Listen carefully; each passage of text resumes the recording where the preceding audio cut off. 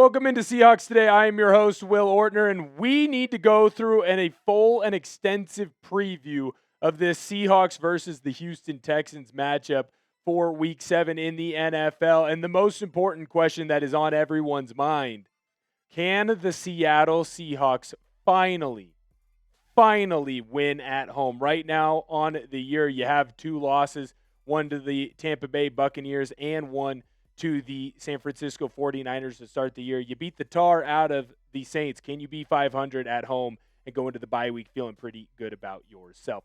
Before we get into that, I do want to let you guys know that we are on the road to 75,000 followers. We are right there right now. At the time of this recording, we're at 73,330. Not great at math, but even I know that's pretty darn close to 75K. So if you're not subscribed to the channel, make sure that you subscribe, and if you've got a friend that loves the Seahawks, send this over their way so they can subscribe as well. Now we're diving into this Week 7 matchup with the Houston Texans. It's going to be up in Lumen Field. It was formerly CenturyLink. Right now, your Seattle Seahawks, they're 4-2 on the year. Houston, they're coming off of a bye week, so that's why they have one less game, and I think this is important to note. They are 2-3 right now. According to their record, this Houston Texans team is a lot better than 2-3. If you look at Coach Mike Macdonald, since he's taken over here in Seattle, he has struggled. And I mean he has struggled when it comes to his home win and loss record. Right now, it frankly just isn't good enough. He needs to continue to fight forward and improve. This team can be better. It needs to be better. And it needs to be better than this record that we're throwing up here right now. You can see in the green, those are the home wins for Coach Mike Macdonald. You can see in the red, those are the home losses. And I think it's important to note a couple things here. When you look at all of the home losses, look at the scores being scored by the opposing teams. They are in the 30s or close to it in almost every single game. The defense needs to show up and find a way to get home victories for not just this organization, but the fans themselves, because we, the fans, have been out and supporting the boys. We need to get a victory for us as well. Obviously, Mike Macdonald had this to say a couple weeks ago after the last loss to the Tampa Bay Buccaneers. This was tweeted out by Brady Henderson, a great beat reporter for the Seattle Seahawks. It's really important that we play better at home. It's been an important emphasis since I was hired. Hasn't come to life yet. We're determined to make it come to life. Right now, the Seattle Seahawks have to beat the Texans on Monday night. There's a multitude of reasons. Yes, you're going into your bye week. Yes, it builds momentum going forward. Yes, it could be a great win that you can have against a team that has an opportunity to make the playoffs, which I think the Houston Texans do. But more importantly, it can finally get you momentum going back in the right direction when you're playing at home. Lumen Field used to be one of the scariest places, if not the scariest place to play in all of football. The last couple of years under Pete Carroll, that kind of went away. Under Mike Macdonald, it's really gone away. It must be better. You can't be 10-1 on the road and 4-8 at home. We're going to dive into the Seahawks injury report right here, and it's a long list. It's a little bit shorter than it has been in the past, but I do want you to notice there are some players in some very important positions that are continuing to pop up on this. Julian Love, he's got a hamstring injury. He has not played in the last 2 weeks. He has not played since that Arizona Cardinals game on Thursday Night Football. Devon Witherspoon, it feels like, hey, you think you're getting momentum towards him playing last week. He didn't even get to practice. He wasn't able to really be a participant, still dealing with that MCL bruise. Frankly, I don't know that you're going to get him in this one. Riq Woolen still going through concussion protocol. Those are 3 secondary members that you have in this defense. It needs to get a little bit healthier. And then outside linebacker Derick Hall, I do not expect him to be able to go. He's dealing with that oblique injury. That's that core muscle right over here. That's why it's listed as a core injury. Look, I don't expect him to be ready to go. It takes a lot of time for guys to recover from those core injuries. Right now, when I look at Julian Love and Devon Witherspoon, I do not expect either one of them to be ready to go in this game.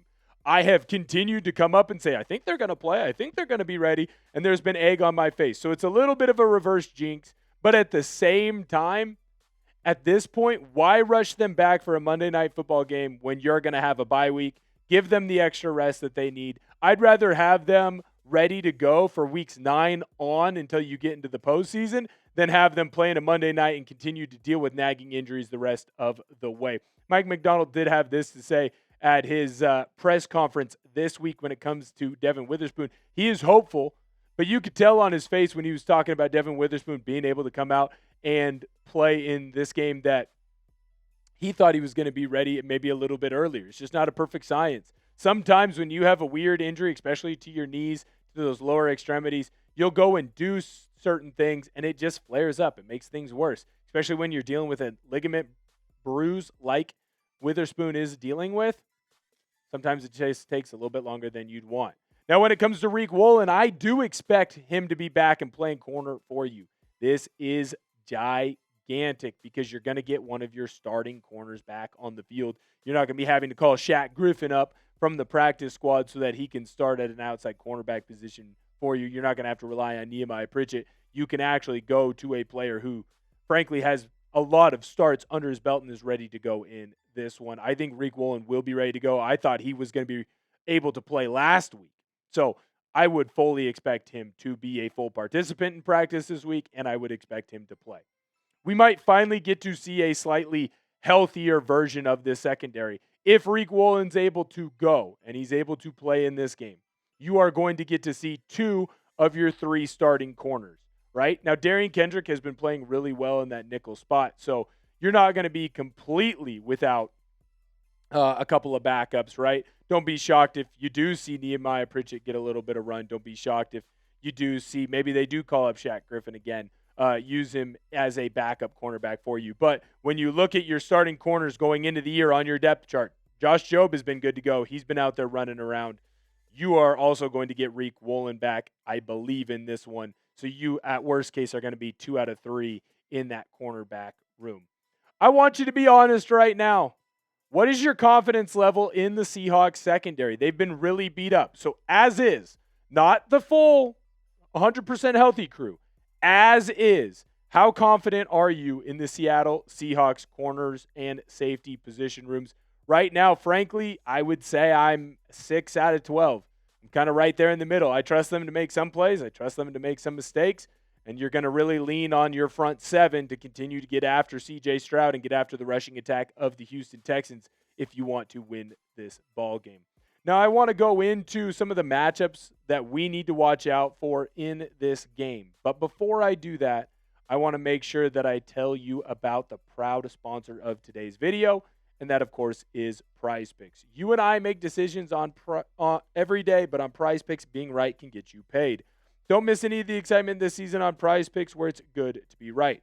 Prize Picks is simple to play. Just pick more or less on any 2 to 6 player stat projections, and if your picks are right, you could cash in. Prize Picks invented the flex play, which means you can still cash out if your lineup isn't perfect. You can double your money even if one of your picks doesn't hit. Prize Picks is the best way to win cash this football season. Which players are going off? Which ones are overhyped? Make your picks in less than 60 seconds and turn your takes into cash all season long on Prize Picks. I got a 2-pick power play for this weekend. Travis Kelce more on rushing, receiving touchdowns. Jackson Smith and Jigba more on his rushing, receiving touchdowns. Download the app today and use code CLNS to get $50 in lineups after you play your first $5 lineup. That's code CLNS to get $50 in lineups after you play your first $5 lineup. Prize Picks. It's good to be right. So we're going to dive in my matchup to watch here, and it's simple. It's the defensive line of the Seattle Seahawks against the offensive line of the Houston Texans. The Texans have struggled on that offensive line when it comes to stunts and twists. What does that mean to the layperson? That means, are the defensive ends and defensive tackles switching spots, switching positions mid-play? Is a defensive end lined up in a C gap and he cuts inside to the B, or even all the way inside to the A? Are they moving around? The Seattle Seahawks are one of the top teams in the NFL when it comes to stunts, twists, and defensive line movement. That's why you're seeing them get to the quarterback a lot. Houston Texans really struggle with that. You can see in the last game how big of an impact this defensive line can have. DeMarcus Lawrence comes back healthy, and then all of a sudden, this crew is getting after Trevor Lawrence. PFF had 5 Seahawks players with 5+ pressures. This is coming from Hawk Blogger, great Seahawks beat reporter. Leonard Williams, 8. Byron Murphy, 7. DeMarcus Lawrence, 7. And the list goes on and on and on. You need your defensive line to be clicking on all cylinders and flying around making plays like this again, because even if you are a little bit healthier in that secondary, you aren't at 100% health. You need that defensive line to come up big. It is my key to victory. Right now, the Texans, they do not have a strong offense. It's getting better. It's looked improved from early on in this season. But right now, they're barely averaging 21 points a game. Seattle's defense needs to hold them under that number. And for most of this year, they've held teams to 20 points or less. This defense has been cooking on all cylinders. They need to find a way to continue to make life difficult for C.J. Stroud. The more pressures they can force on him, the more balls he will throw up that have turnover-worthy potential, or the more sacks he takes, and that's always good for the boys in blue. We're going to get into my score prediction here in one moment, but I want to know what your score prediction is for this game. I always ask you. I always want to know. I think we have a lot of smart fans here at Seahawks Today, and they get pretty close to the numbers. So let me know down below in the comments, do you think the Seahawks are going to win, and by how much? I'm going to tell you how much I think the Seahawks win by right now. Your Seattle Seahawks are going to put up 24 points plus in this game. Frankly, I think first team to 21 is going to get the victory. More on that in a moment. I don't think the Houston Texans are going to be able to find pay dirt more than twice, and honestly, it might be shocking to say this, but it wouldn't be a big surprise to me if the only times the Houston Texans get in the end zone are kind of based on fluky things. I think your Seahawks win this ball game by 10. I expect it to be a low-scoring defensive battle. Right now, the Houston Texans are one of the best defenses in the NFL. They're really, really stinking good. And so, in my eyes, I think they're going to hold Seattle. It's going to be difficult. Sam Darnold and his crew is going to really have to earn points offensively. And then defensively, you need to do the same thing to C.J. Stroud. Make his life a living you-know-what. Make that offensive line rue the day that they came into Seattle on a Monday night, because they're susceptible to be beaten on. This defensive line needs to lead this defense to beating on that crew. Remember, if you are not subscribed to the channel, you need to do so now. I love and I appreciate every single one of you who've done so already, but we're on the road to 75K. We're right there. I can see it. It's just barely off in the distance, and it isn't a mirage. We can get there. I need you to help us get there by going in and clicking that subscribe button. But until next time, I'll see you later.